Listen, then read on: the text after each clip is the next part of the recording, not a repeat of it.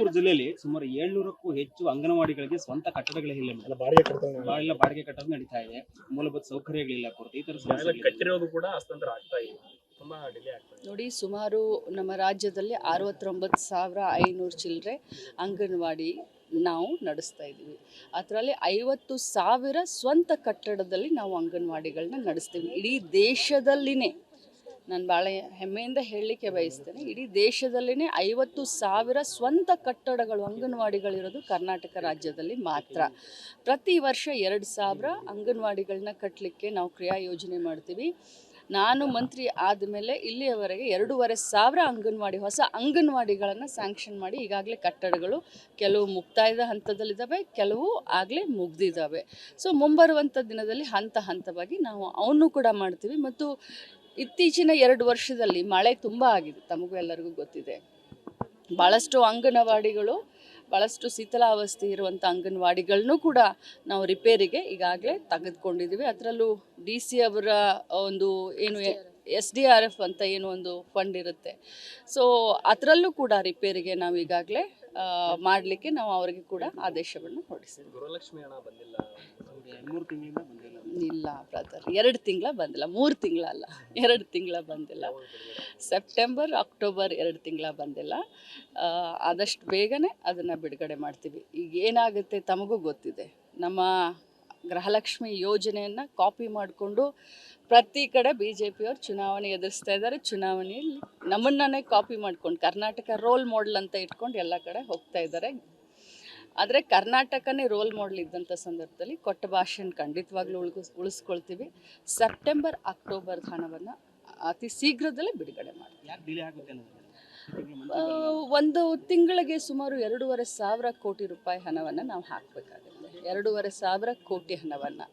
So ಎಲ್ಲ ರೀತಿಯಾದಂಥ ಯೋಜನೆಗಳಿಗೆ ಹಣವನ್ನು ಹೊಂದಿಸ್ಕೊಂಡು ಗೃಹಲಕ್ಷ್ಮಿಯರಿಗೆ ಕೊಟ್ಟಂಥ ಮಾತನ್ನು ಉಳಿಸ್ಕೊಂಡು ಹಾಕಲಿಕ್ಕೆ ಒಂದು ಸ್ವಲ್ಪ ಹೆಚ್ಚು ಕಡಿಮೆ ಆಗುತ್ತೆ. ಬಟ್ ಇದರ ಅರ್ಥ ನಾವು ಯೋಜನೆಯ ಹಿಂದೆ ಅಥವಾ ನಾವು ಅದನ್ನು ನಿಷ್ಕಾಳಜಿ ಮಾಡ್ತಾ ಇದ್ದೀವಿ ಅಂತಲ್ಲ, ನಮಗೆ ತುಂಬ ಕಾಳಜಿ ಇದೆ. ಅದಕ್ಕೋಸ್ಕರ ಅದರ ಮುಂದುವರೆದಂಥ ಭಾಗ ಗೃಹಲಕ್ಷ್ಮಿ ಮಲ್ಟಿಪರ್ಪಸ್ ಕೋಆಪರೇಟಿವ್ ಬ್ಯಾಂಕ್ನ ಕೂಡ ನಾವು ಮಾಡ್ತಾ ಇದ್ದೀವಿ.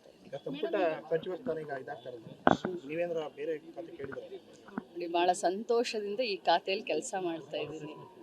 ಏನೇ ಇದ್ದರೂ ಹೈಕಮಾಂಡ್ ನಿರ್ಣಯ, ನಾವು ಖಾತೆ ಬೇರೆ ಕೊಡಿ ಅಥವಾ ನಾವು ಮಂತ್ರಿ, ನಥಿಂಗ್, ಅದೆಲ್ಲ ನಾವು ಮಾತಾಡ್ಕೊಡ್ದು ಭಾಳಷ್ಟು ಶಿಸ್ತಿನ ಒಬ್ಬ ಸಾಮಾನ್ಯ ಕಾರ್ಯಕರ್ತೆಯಾಗಿ ಇಲ್ಲಿ ಮಟ್ಟ ನಾನು ಬಂದಿದ್ದೀನಿ. ಸೊ ನಮ್ಮ ಹೈಕಮಾಂಡ್ ತೀರ್ಮಾನವೇ ನಮಗೆ ಅಂತಿಮ. ಒಂದು ಮಾತು ಹೇಳಿದ್ರು ಮೇಡಮ್, ಮಹಿಳೆಯರು ಗೃಹಲಕ್ಷ್ಮಿ ಆಗಿರ್ಬೋದು ಅಥವಾ ಗ್ಯಾರಂಟಿಗಳನ್ನ ಬಳಸ್ಕೊಂಡು ಕೂಡ ಲೋಕಸಭೆಯಲ್ಲಿ ನಮಗೆ ಮತ ಹಾಕ್ಲಿಲ್ಲ ಅನ್ನುವಂಥದ್ದು. BJP ಮತ ಹಾಕಿಲ್ಲ ಅನ್ನೋದು ನೋಡಿ, ರಾಜಣ್ಣ ಸರ್ ಹಿರಿಯರು, ಅವರು ಯಾವ ಅರ್ಥದಲ್ಲಿ ಮಾತನಾಡಿದ್ದಾರೆ ಬಹುಶಃ ಇದಕ್ಕೆ ಉತ್ತರ ಅವ್ರ ಕಡೆ ನೀವು ಕೇಳಿದ್ರೆ ಸಿಕ್ಕತ್ತೆ. ಅವ್ರು ಮಾತಾಡಿದ್ದಾರೆ ನೀವು ಹೇಳಿ ಅಂತಂದ್ರೆ ನಾನು ಅದಕ್ಕೇನು ಉತ್ತರ ಗೃಹಲಕ್ಷ್ಮಿನ ಅದನ್ನ ಅವ್ರನ್ನ ಕೇಳಿದ್ರೆ ಸೂಕ್ತವಾದಂತ ಉತ್ತರ ಸಿಕ್ಕತ್ತೆ. ಈಗ DK ಶಿವಕುಮಾರ್ ಅವರಿಗೆ ಮುಖ್ಯಮಂತ್ರಿ ಸ್ಥಾನ ಯಾವಾಗ ಅವರು ಅಲಂಕರಿಸಬಹುದು, ಮುಖ್ಯಮಂತ್ರಿಯಾಗಿ ಯಾವಾಗ ಒಂದು ನಿರೀಕ್ಷೆ ಇದೆಯಾ ಮ್ಯಾಮ್? ನಾನು ಒಂದೇ ಮಾತನ್ನ ಯಾವಾಗಿದ್ರೂ ಹೇಳ್ತೀನಿ, ನಾನು ಪಕ್ಷದ ಸಾಮಾನ್ಯ ಕಾರ್ಯಕರ್ತೆ. ಪಕ್ಷ ಏನು ಹೇಳುತ್ತೋ ಶಿಸ್ತಿನ ಸಿಪಾಯಿಯಾಗಿ ನಾವು ಕೇಳ್ತೀವಿ. ಅವ್ರು ಇವತ್ತಾಗ್ತಾರೋ ಅವ್ರು ನಾಳೆ ಆಗ್ತಾರೋ ಅದೆಲ್ಲ ಹೈಕಮಾಂಡ್ ಬಿಟ್ಟಂತ ವಿಚಾರ.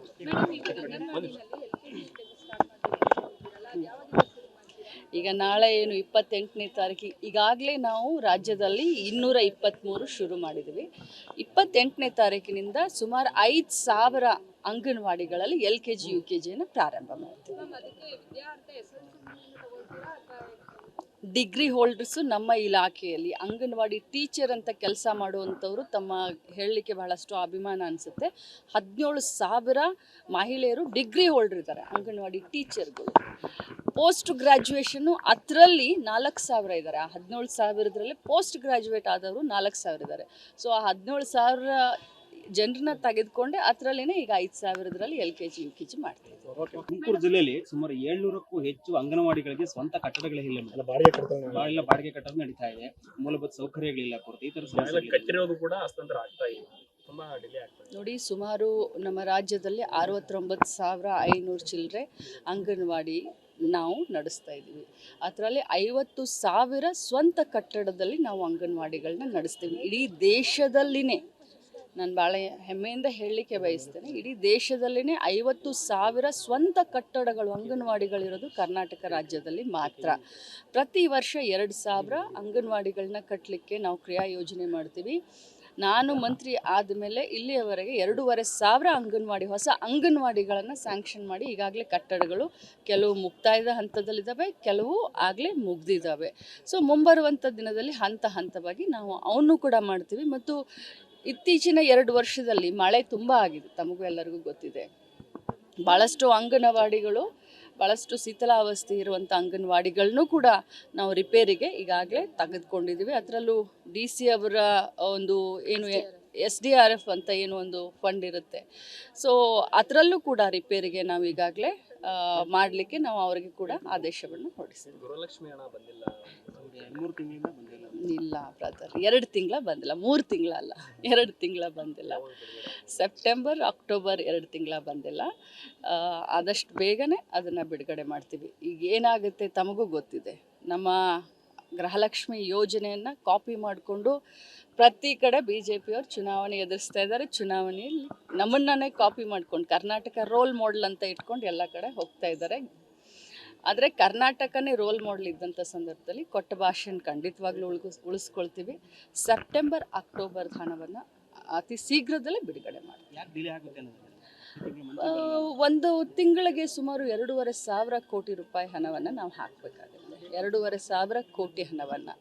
ಸೊ ಎಲ್ಲ ರೀತಿಯಾದಂಥ ಯೋಜನೆಗಳಿಗೆ ಹಣವನ್ನು ಹೊಂದಿಸ್ಕೊಂಡು ಗೃಹಲಕ್ಷ್ಮಿಯರಿಗೆ ಕೊಟ್ಟಂಥ ಮಾತನ್ನು ಉಳಿಸ್ಕೊಂಡು ಹಾಕಲಿಕ್ಕೆ ಒಂದು ಸ್ವಲ್ಪ ಹೆಚ್ಚು ಕಡಿಮೆ ಆಗುತ್ತೆ. ಬಟ್ ಇದರ ಅರ್ಥ ನಾವು ಯೋಜನೆಯ ಹಿಂದೆ ಅಥವಾ ನಾವು ಅದನ್ನು ನಿಷ್ಕಾಳಜಿ ಮಾಡ್ತಾ ಇದ್ದೀವಿ ಅಂತಲ್ಲ, ನಮಗೆ ತುಂಬ ಕಾಳಜಿ ಇದೆ.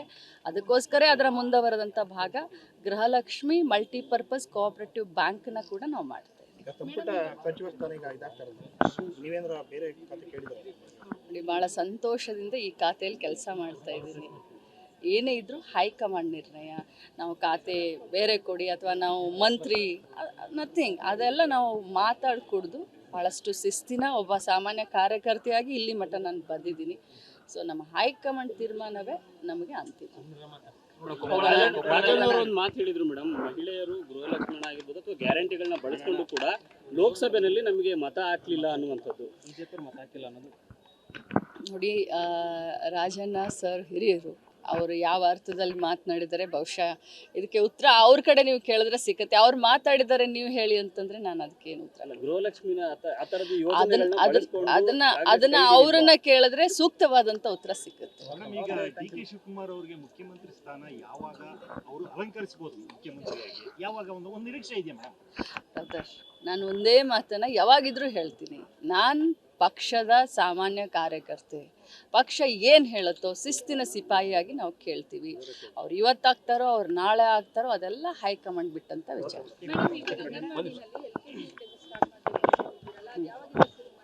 ಈಗ ನಾಳೆ ಏನು 28ನೇ ತಾರೀಕಿಗೆ ಈಗಾಗಲೇ ನಾವು ರಾಜ್ಯದಲ್ಲಿ 223 ಶುರು ಮಾಡಿದ್ದೀವಿ. 28ನೇ ತಾರೀಕಿನಿಂದ ಸುಮಾರು 5,000 ಅಂಗನವಾಡಿಗಳಲ್ಲಿ LKG UKGಯನ್ನು ಪ್ರಾರಂಭ ಮಾಡ್ತೀವಿ. ಡಿಗ್ರಿ ಹೋಲ್ಡರ್ಸು ನಮ್ಮ ಇಲಾಖೆಯಲ್ಲಿ ಅಂಗನವಾಡಿ ಟೀಚರ್ ಅಂತ ಕೆಲಸ ಮಾಡುವಂಥವ್ರು ತಮ್ಮ ಹೇಳಲಿಕ್ಕೆ ಬಹಳಷ್ಟು ಅಭಿಮಾನ ಅನಿಸುತ್ತೆ. 17,000 ಮಹಿಳೆಯರು ಡಿಗ್ರಿ ಹೋಲ್ಡರ್ ಇದ್ದಾರೆ, ಅಂಗನವಾಡಿ ಟೀಚರ್ಗಳು.